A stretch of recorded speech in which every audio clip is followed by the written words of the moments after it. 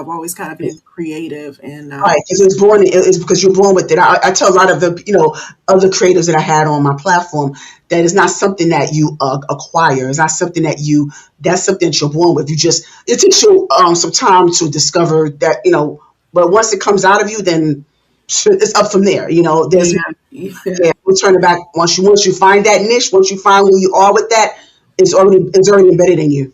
Yeah, that's how I kind of fell into writing because I used to be so afraid to kind of release the stuff to anybody. Like I said, I would, even Mm, as a child, even just early adult, I would write poems, I would write lyrics, I would write mm. different short stories, and I'm throwing them in the trash. Nobody's going to read this.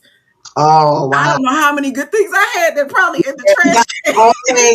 You just like me. You got in your own way, Danielle. You I got in was like, your I own can't way. put this out. Oh, And now just you thinking never know. about it.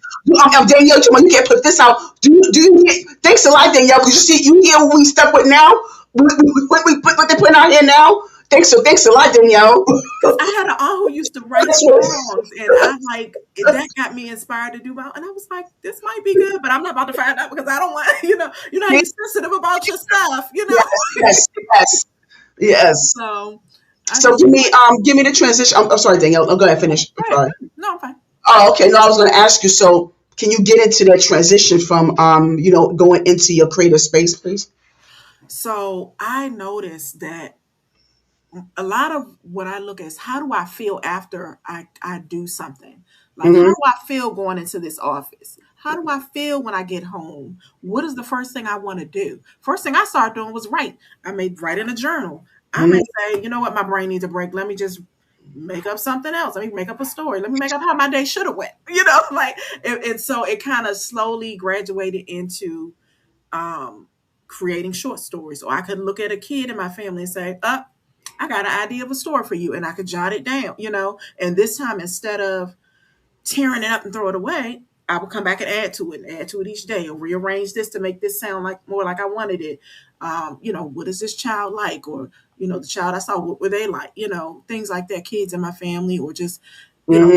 versions of me at different times and things like that. Like Tiwa, I think was probably a closer version of me, uh, Mm-hmm. more so than like a relative or any other, kid. Right, got you. But like one thing she was going to do was stand up for her people. Like, you're not gonna mess with her people, and she's sitting there. Now, me, you mess with me every day, but you're not gonna mess with my people. Not on my watch. Not my family. Oh, So I see that in her. yeah. How Kind did of, you come with the name Tiwa? How did the name come up? it means the one who owns the crown. It Mm, also means one who ours, belonging to us. So mm. you like kind of wanting to belong and feel like you're a part. What language? I believe it was Yoruba. I believe. Yoruba. Let Okay. me. When I Yeah, looked it up at nice. the time, I jotted it down. I believe it was Yoruba. Let me see. I'm pretty sure. Mm, yeah, yeah. So in Nigeria, the one who owns the crown in belonging to us is Yoruba. Got you. Thank you for looking it up. Yeah, no problem. Because I looked at it one time and I was like, okay, I like this, and I kind of I like the artist Tiwa Savage as well. So I'm like, okay, so that's what her name means. Oh yeah, Yeah. yeah, yeah. And I Right. didn't even think it like put two and two together until I had picked the character's name. And I was like, there's another person named Tiwa that I like. So I was like, okay, it's meant to be. Yeah, yeah, But yeah. yeah. So when we look it up here, is Danielle's website. It tells more about her journey and more about her her books. So that's why I just let me make I sure made it that myself. yes, see, you see how don't let anything any type of impairment or anything any type of handicap or I don't like that word, but you know what I mean. It's a Patience. challenge. I'll say challenge or yeah. Don't let any challenges deter you from what you really because this made me think of a friend of mine, he goes by Roland Rebel, and he has cerebral palsy. He's wheelchair bound, and Okay. he's a mental health counselor. Oh, that's So excellent. he really, the way he been able to navigate, whether not just from his job, but just in everyday life, just having to, and he's able to live on his own. He does everything on his own, and he's able to manage to navigate, how to function in an outbound wheelchair, and it's so amazing to me. So That is don't let good. your limitations stop you, but I just wanted to make sure that y'all pay close attention to her website and make sure you purchase both her books as Tiwa and the Talking Drum and Cairo's Big Day at the Beach and whatever other project she has coming up. Make I sure have some in the works. keep track, just keep track of her work, and keep yourself abreast. Like I said, the information is going to be all in the description box for you. So I want to make sure that I did, as many plugs as I could, on your work. And so, congratulations on everything. And are you self-published, or do you have Self. I'm working on learning different, Okay. reaching out to different, uh, I guess, platforms and things like that. I was looking at like Book Funnel and things like that. So I'm still Mhm. learning. I'm still new to Right. literary world. So I'm definitely doing my research, trying to learn as much as I can, and continuing to develop stories and different characters that I think the kids will really like. Yeah, so that will all come together in its divine time. And I'm still here. I was just thinking for something. But yeah, Okay, everything will come in its divine timing. But how did you can you because I have quite a few self-published authors that was on my platform, and they shared their own version of how they were able to how I was able to accomplish that, So can you give us your cliff notes on how you became self-published and why did you do it that way? Oh, absolutely. I'm actually helping a little cousin with this now, kind of send him like step by steps on how to publish his own book. Okay. I think it's about between the ages of 8 and 10 now. Oh, Um, that's but cool. and there's also a really cool uh, young author named Asaya Paul. If you guys ever are on IG or Instagram, look him up. It's spelled Asaiah, and the last name is Paul, Paul. He's about 7 years old, and he's written more books than I've ever seen a young author do. Right now, I think he's got a series out. He's based in Canada, but he's written several books, and he's really really good and just a sweetheart. So if you ever get a chance, check him out. Aside, But as far as the writing aspect, like he helped me figure out that I now want to try to put my books in Braille. Um, oh he wow. said, well, because he knew I had a vision impairment. He asked, Yes. you know what? I didn't even think of that. But Dope idea. I started researching for him, and I said, let's figure this out. And so Yeah. I sent everything I had, and I hope it's helping it. And then once I Yeah. get some time, once I release enough, I'm gonna then transfer Right. to Braille. That's a Um, dope idea. Yeah. he's so smart. He is such a smart and just a sweet kid. But again, it's Isaiah Paul. But he got me into thinking that way. But before that, just creating my initial book, I had to just get the courage to say, okay, what is my concept? What is the how you think of the beginning, middle, and end? Who is the protagonist? Who is the antagonist? Hmm.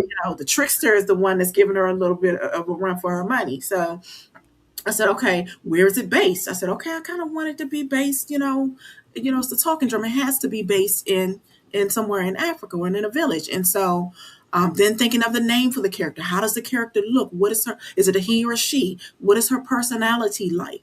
How does she interact with the people around her? How do they receive or not receive her? And just thinking about kind of the overall outline, and then we start to fill in the meat, as Yes. without giving it away too much. Read it, you kind of start filling in the meat of each scene and say, okay, now where does she go from here? How does she overcome that obstacle? What happens to the person who is the so-called antagonist or the trickster in the book? And so you have to go through that part. Then it's like, okay, let me now start designing the artwork. Let me now, I know how to create something, and then I can merge different images. No image you see is unedited or Mm, by human hands. mm, Because I mm. know really got good at or decent at taking the image of and then I can add this background. I can merge this piece with this. I can bring it together. I can change the color. I can so a lot of what you see is compiled from different elements. And Yes. so, and some people ask me, well, when you did your character, why did you have the little girl look different on some pages? Because I want the little girls to be able to see something that looks similar to them when they look in the book. So, right. They may say, okay, this one looks more like me. Or no, this one looks like me. I want you to be able to see yourself in it. Now, Yes. my other books, you'll notice it's more, across the board, everything pretty much is the same, but I wanted to kind of, I was like, no, I want, because I see in this little girl, I see my niece. In this little girl, I see my little cousin, or, something like that. So I'm like, okay, I want to keep it to the, you see it somewhere, you see you, or you can imagine yourself in her shoes. Nice. And so from there, I'm in like can a lot of people say don't use Canva, but for me, vision wise and just ease of So use, Canva's, yeah, I like Canva. really, I put on all my text. Now I'm arranging my artwork based on the scenes Yeah, that you do I it designed, too. Yeah. and if it's a book that requires this book didn't require like a table of contents or anything like that, then I'm laying out the chapter titles and things like that because I do have novels for like teens and tweens and stuff like that I'm working on. So those require a little more, kind of work and layout. Right. But once I got that together, then I said, okay, now I need to design my cover. I need to design the back cover, front cover, and I want to put the blurb on the back that tells you without giving away the story what Yeah. And you have to do a good job with that one. Yeah. yeah, literally laying it out piece by piece, trying to make it intriguing but not giving away too much. Right. Absolutely. And I think this was the very first book that I pretty much ever done and completely followed through with releasing it because I had one book that I started in 2024 and it sat until this year. I literally Wow. just submitted it to be copywritten. So I'm glad. And I was about to just throw it. But something Good said, job. no, put it Awesome. down, just sit I on was- it, sit with it. Yeah. Yeah, You see sit it with through. it and just come Yeah. back to it and see how you feel. So I think it was early January of this year. I finally put it in to be copywritten. Nice. Yeah. So looking forward to seeing that. So praying that that goes well and working on that process. Thank you. Nice. And then once the book was compiled, I did the uh, depending on what platform you use, because I started out using another platform, which was supposed to do distribution. Mm-hmm. And I think I'm going to go back to that, but because my photos and images were so vibrant, they sometimes had oversaturation of ink on the pages when they printed them. Mm-hmm. We have to work through that, and I'll go back, and then they'll release it to like Barnes and Nobles Press and um, different libraries, schools, and things like that, and they can buy in bulk. So I'm going to work on that probably starting either the end of this month or next month to put it back on there and just dial down the color saturation. But I went eventually said, okay, I'll get it out quicker with Amazon KDP. So with KDP, it takes a lot of like tweaking the work and kind of just adjusting size and things like that. But once you get it, it's locked in. The front and back cover are usually one file separate from the text and are images that are the contents of the book. Right. And you upload them each separately and go from there. That's a lot. Dang, that's like a lot of work. Yeah, and being vision impaired, I mean, Matriculous, yes. look, I found one misspelling in the book, but that lets you know when I say I have a vision impairment, you really know that I have a vision impairment. It's one letter I was missing on the word, and I said, you know what? I would have to I'm going to fix it. And I actually, I'm like, well, you know what? Maybe that gives it character. I don't know, but I'm going to go in and fix it. But it takes a lot to get it. You have to get it there, look at the preview editor or previewer, and make sure everything lines up. Your images aren't cut off and different things like that, and that the color. When you get your author's copy after you approve um, your upload and stuff. After you Right. final upload, you have to order an author's copy and see, okay, is the page lined up? Are the covers, the binder, is the title on the binder, that kind of thing. So it's a lot to it, but you got to really like it to get to. No, this is. I appreciate this. It's so impressive, Danielle. I mean, you're giving us a master class right now. I'm sorry. I'm sorry. I know I'm giving you too much. No, no, no, and not at all. Because I think that these are the things. These are some of the tips that I prefer for people to share, like how to compile a book. I don't think no one broke it down the way you did. That's why I said I wanted your own. Cliff Notes perspective of how you self-publish or how you piece it all together, especially with your vision impairment. So all of that is impressive. So I appreciate this.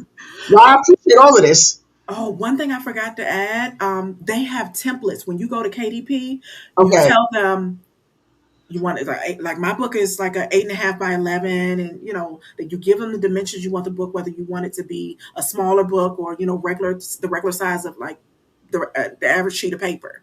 And so I think I did an 8.5 by 11, if I'm not mistaken. And you tell them how many pages, whether it's color, black and white, this, that, or the other, and they will have you download a template based on what you put.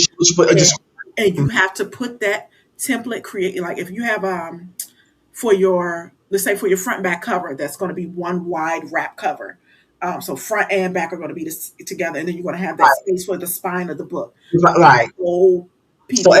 oh wow, so they're just able just to kind of just put everything together, like you design it, you give them the concept, and then just they take it. So yeah, so my image, what I had it laid out the way I thought it was going to be, but then I had to add a blank page, upload that template to Canva, and pull it over to a blank page, and now line up my images with this. Right, to make sure they're aligned. Right, because it will not accept. It'll cut off Wow. the image, or it'll show an error, like red error on the side of the pages that Right. line up. And so that was just adjustments, minor adjustments had to keep being made.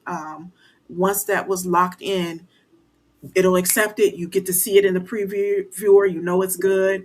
Then you go do your content, the content of the book in a separate file, and it'll say okay, and it'll ask, you know, have you check off the box? Did you upload? Are you okay with what you saw? And you say okay, and you submit it. Then Amazon takes several days, like I think up to 72 hours, to review your book, make sure they're okay with the way it looks and the content and everything, and Mm-hmm. then they put a listing up, I think, within 72 hours. Oh, okay. Thank you for that. Yeah, thank you for that.